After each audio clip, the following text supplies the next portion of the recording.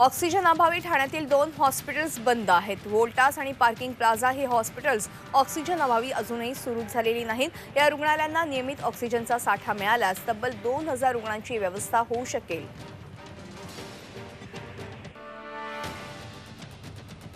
कल्याण डोंबिवली महानगरपालिकेच्या क्षेत्रामध्ये कोरोनाचा विस्फोट झालाय। परिस्थिती इतकी गंभीर बनलेली आहे की कल्याणच्या रुक्मिणी हॉस्पिटलमध्ये रुग्णांना बेडही मिळत नाहीये। बेड अभावी अनेक रुग्णांना ऑक्सिजन लावून वरांड्यात बसावं लागल्याचं चित्र सध्या पाहायला मिळतंय। कोविड सेंटरमधील सर्व बेड्स फुल झाल्यानं मनपा आयुक्तांनी टास्क फोर्सची बैठक बोलावलेली आहे। या बैठकीत रेमडेसिवीर इंजेक्शन तसंच बेड आणि ऑक्सिजनची उपलब्धता याचा आढावा देखील आता घेतला जाणार आहे। कल्याणमध्ये 97 वर्षांच्या आजोबांनी कोरोनावर यशस्वी मात केली। रामचंद्र नारायण साळुंखे असे आजोबांचं नाव आहे। कोरोनाशी न घाबरता लढून हरवायचा संदेशही त्यांनी यावेळी दिलाय। यावेळी डॉक्टर मुनीर आलम आणि त्यांच्या टीमचे त्यांनी आभार मानलेत। कल्याण पश्चिमेच्या लाल चौकी इथल्या महापालिका आर्ट गॅलरी कोविड हॉस्पिटलमध्ये ते दाखल होते आणि डॉक्टरांनी केलेले योग्य उपचार आणि त्या उपचारांना त्यांनी खंबीरपणे साथ देत कोरोनावर मात केली आहे। वसई विरारमधील मध्य कोविडवरती उपचार देणाऱ्या रुग्णालयात ऑक्सिजनचा मुबलक साठा आता असल्याचा दावा जरी महापालिकेच्या आरोग्य विभागाकडून करण्यात येत असला तरी मात्र सत्य परिस्थिती काहीतरी वेगळीच आहे असं आता दिसून येते। कारण वसईतल्या सिटी केअर हॉस्पिटलच्या संचालकांनी त्यांच्या रुग्णालयात ऑक्सिजनचा पुरवठा होत नसल्याचा धक्कादायक खुलासा केलाय। वसई विरारमध्ये ऑक्सिजनचा पुरवठादारांकडून चढ्या भावानं विक्री करून सुद्धा वेळेत दिला जात नाहीये। ही बाब आता गंभीर असून 5 तास पुरेल इतकाच ऑक्सिजन साठा असल्याची माहिती डॉक्टरांनी दिली आहे। मीरा भाईंदर वसई विरार गुन्हे शाखेच्या टीमने कोरोनाचा बोगस निगेटिव्ह रिपोर्ट बनवून प्रवास करणाऱ्या 32 जणांवरती कारवाई केली। अनेक स्थलांतरित मजूर, परप्रांतीय कामगार तसंच सामान्य कुटुंब परराज्यातील आपापल्या गावाकडे कूच करू लागली आहेत आणि यापैकी बहुतांश राज्यात महाराष्ट्रातून येणाऱ्या प्रवाशांसाठी कोरोना चाचणीचा अहवाल हा सादर करणं बंधनकारक करण्यात आलंय आणि ह्याचाच गैरफायदा घेत बनावट अहवाल देऊन प्रवाशांकडून पैसे उकळणारी टोळी आता सक्रिय झाली आहे। मुंबईतील MIDC परिसरात क्वारंटाईन सेंटरमध्ये महिलेचा विनयभंग झाल्याप्रकरणी आरोपीला 14 दिवसांची न्यायालयीन कोठडी सुनावण्यात आली आहे। सासू, पती आणि संबंधित महिलेचा कोरोना रिपोर्ट पॉझिटिव्ह आल्यामुळे त्यांना अंधेरीत क्वारंटाईन करण्यात आलं। मात्र पती आणि सासूची प्रकृती बिघडल्यामुळे त्यांना नवी मुंबईतल्या रुग्णालयात हलवण्यात आलं। त्यानंतर एकटी महिला असल्याचा फायदा घेत मेडिकल कोऑर्डिनेटरने महिलेशी अश्लील प्रकार करण्याचा प्रयत्न केला। कोरोनाच्या वाढत्या प्रादुर्भावाच्या पार्श्वभूमीवर CBSE परीक्षांबाबत मोठा निर्णय घेण्यात आलाय। CBSEच्या 10वीच्या परीक्षा रद्द करण्यात आल्यात तर 12वीच्या परीक्षा पुढे ढकलण्यात आल्यात। 1 जूनला CBSE कडून कोरोना परिस्थितीचा आढावा घेऊन पुढील निर्णय घेतला जाणार असल्याचं सांगण्यात येत आहे। 10वीच्या रद्द करण्यात आलेल्या परीक्षांनंतर त्यांच्या गुणपत्रिकांसाठी CBSE बोर्डाकडून विशिष्ट प्रणाली तयार केली जाणार आहे। पॅरेंट असोसिएशनने या निर्णयावर समाधान व्यक्त केलं आहे। CBSEच्या 10वीच्या परीक्षा रद्द केल्यानंतर आता SSC परीक्षांबाबत पुन्हा एकदा चर्चा सुरू झाली आहे। सध्या तरी SSC परीक्षा रद्द करण्याचा कोणताही विचार नसल्याचं शिक्षण मंत्री वर्षा गायकवाड यांनी सांगितलंय। मात्र तज्ज्ञांची चर्चा करून निर्णय घेणार असल्याचंही त्यांनी नमूद केलं आहे।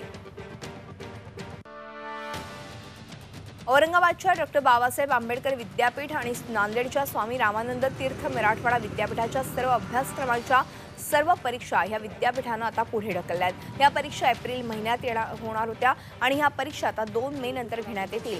तसंच वेळापत्रक सविस्तर कळवण्यात येईल असंही विद्यापीठानं परिपत्रक काढून कळवलेलं आहे आणि त्यानुसार विद्यापीठ उस्मानाबाद केंद्र आणि संलग्न सर्व परीक्षा पुढे ढकलण्याचा निर्णय त्यानंतर घेण्यात आला आहे। संचारबंदी दरम्यान उगाचच कोणावरही काठी उगारू नका अशा सूचना पोलीस महासंचालक संजय पांडे यांनी केल्यात। पण नागरिकांनी नियम मोडले आणि अतिउत्साह दाखवला तर कारवाई नक्कीच होईल असा इशाराही संजय पांडे यांनी दिलाय। तर गरजूंना मदत करा अशा सूचना मुंबईचे पोलीस आयुक्त हेमंत नगराळे यांनी सूचना केल्या आहेत। लॉकडाऊन दरम्यान मुंबई कृषी उत्पन्न बाजार समितीतील 5ही बाजारपेठा अत्यावश्यक सेवा म्हणून सुरू राहणार आहेत। मार्केटची वेळ रात्री 10 ते सकाळी 10 अशी ठेवण्यात आली आहे आणि सर्व व्यापारी आणि माथाडी कामगारांच्या अँटीजन टेस्ट केल्या जात आहेत आणि आत्तापर्यंत 11 जण पॉझिटिव्ह निघालेले आहेत। प्रवेशासाठी थर्मल चेकिंग बंधनकारक आहे। सध्या भाजी मार्केटमध्ये रोज 450 ते 500 गाड्यांची आवक होते, त्यामुळे लॉकडाऊनमुळे ग्राहकांची संख्या कमी होण्याची भीती शेतकऱ्यांनी व्यक्त केली आहे।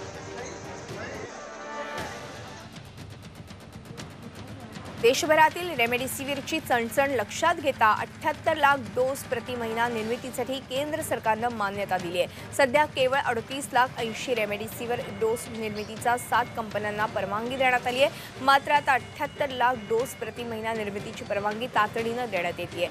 केंद्रीय रसायन आणि खत मंत्रालयानं जारी केलेल्या पत्रकात ही माहिती देण्यात आली आहे। सरकारनं 11 एप्रिलला तातडीनं रेमडेसिवीरच्या निर्यातीवर बंदी घातली होती आणि त्यानंतर आता रेमडेसिवीरच्या उत्पादन वाढीलाही परवानगी देण्यात आली आहे। लातूर जिल्ह्यामध्ये कोरोना रुग्णांच्या वाढत्या संख्येनंतर रेमडेसिवीर इंजेक्शनचा मोठा तुटवडा निर्माण झालेला आहे। मात्र आता डॉक्टरांनी प्रशासनाकडे रेमडेसिवीर इंजेक्शनच्या उपलब्धतेसाठी मागणी नोंदवावी, त्यानंतर प्रशासनास रुग्णांसाठी रेमडेसिवीर इंजेक्शन उपलब्ध करून देईल अशी माहिती वैद्यकीय शिक्षण मंत्री तथा लातूरचे पालकमंत्री अमित देशमुख यांनी दिली आहे।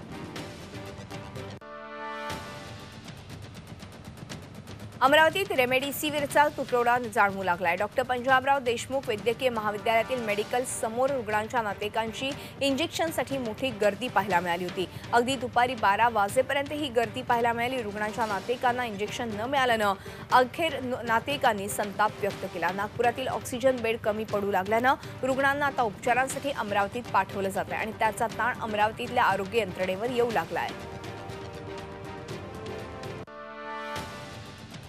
चंद्रपुरात मंगळवारी आझाद बागेलगतच्या रेडक्रॉस भवनातील जनऔषधी केंद्राबाहेर मोठी रांग लागली। रेमडेसिवीर इंजेक्शनसाठी रुग्णांच्या नातेवाईकांनी गर्दी केली होती। 4 ते 6 तास रांगेत उभं राहून प्रिस्क्रिप्शन असूनही रुग्णांना इंजेक्शन दिलं जात नाही असा आरोप करण्यात आला। अखेर नातेवाईकांचा संयम सुटू लागला आणि नातेवाईकांचे खटके उडू लागले। त्यामुळे अखेर मेडिकल बाहेर पोलिसांचा बंदोबस्त तैनात ठेवण्यात आला।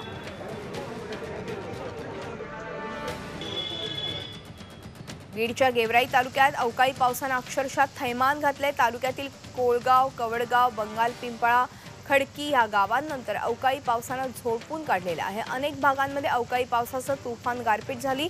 शेतात नदी पात्रात गारांचा खच पडला होता, त्यामुळे नद्यांना अक्षरशः हिमनद्यांचं स्वरूप प्राप्त झालं।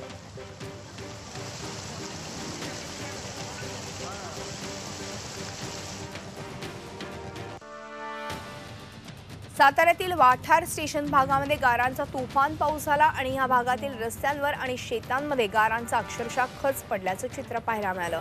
गारांमुळे रस्ते आणि शेती बर्फाच्छादित झाली होती, त्यामुळे वाहनधारकांना वाहन चालवणं देखील अवघड झालं होतं। या गारपिटीमुळे जम्मू काश्मीरमध्ये असल्यासारखा भास निर्माण झाला। तब्बल अर्धा तास हा तुफान गारांचा पाऊस या भागात कोसळत होता।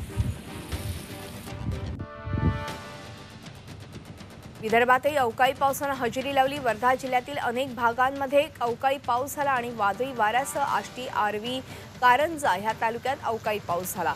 उन्हाळी पिकांना ह्या पावसाचा फटका बसला असून वादळी वाऱ्यानं अनेक भागातील वीज पुरवठा खंडित झाला होता।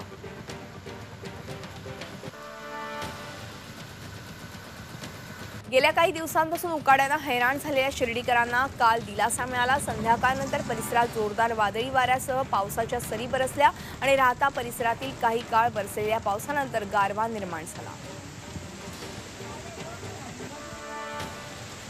वाशिम जिल्ह्यातील मंगरुळपीर आणि मालेगाव तालुक्यातील काही गावांमध्ये काल संध्याकाळी जोरदार पाऊस झाला। मालेगाव तालुक्यातील किन्ही राजा, मैराळडोह, रिधोरा, राजुरा इथे पाऊस झाला। या अवकाळी पावसामुळे वातावरणात गारवा निर्माण झाला, तरी जिल्ह्यातील उन्हाळी पिकांचं मोठं नुकसान होणार असल्यानं शेतकऱ्यांची चिंता वाढली आहे। पुणे जिल्ह्याच्या शिरूर तालुक्यातील रांजणगाव परिसराला संध्याकाळी वादळी वाऱ्यासह गारपिटीनं झोडपलं। कडक उन्हानं तापलेल्या शिरूरकरांना ह्या पावसानं चांगलाच थंडावा मिळाला। मात्र शेतकऱ्यांच्या पिकाला याचा मोठा फटका बसला। काढणी आलेल्या कांदा, द्राक्ष पिकांचं मात्र नुकसान झालंय। कोरोनाच्या वाढत्या संसर्गाशी दोन हात करण्यात पालिकेची यंत्रणा व्यस्त असली तरी दुसरीकडे पावसाळा पूर्वतयारीच्या कामांनाही आता सुरुवात झाली आहे। पावसाळा पूर्वतयारीच्या कामांमध्ये कोरोनाचे पालन करा असे निर्देश पालिका आयुक्त इक्बाल सिंह चहल यांनी दिले आहेत। आयुक्त चहल यांच्या मार्गदर्शनाखाली काल विशेष बैठकीचं आयोजन करण्यात आलं होतं आणि पावसाळ्यापूर्वी मेट्रो प्राधिकरणाने बांधकामांचा राडारोडा हटवावा, धोकादायक इमारती रिकाम्या कराव्यात, तसंच विद्युत वितरण कंपन्यांनी वीज वाहिन्यांचं सर्वेक्षण करावं असे निर्देशही संबंधित प्राधिकरणांना दिले आहेत। राज्यासह देशभरात यंदा सर्वसाधारण पावसाची शक्यता आहे। स्कायमेट वेदर ह्या संस्थेकडून हा अंदाज वर्तवण्यात आलाय। जून ते सप्टेंबर ह्या कालावधीमध्ये दीर्घकाळ सरासरीच्या 103% पावसाची शक्यता वर्तवण्यात आली आहे। स्कायमेटनुसार कोकण किनारपट्टी भागात पावसाचं प्रमाण काहीसं कमी होईल, तर मराठवाडा, विदर्भ, पश्चिम महाराष्ट्र आणि खानदेशात सर्वसाधारण पाऊस राहील। तर जूनच्या सुरुवातीला आणि सप्टेंबरमध्ये जोरदार पावसाची शक्यताही वर्तवण्यात आली आहे। विकासाचा ध्यास म्हणजे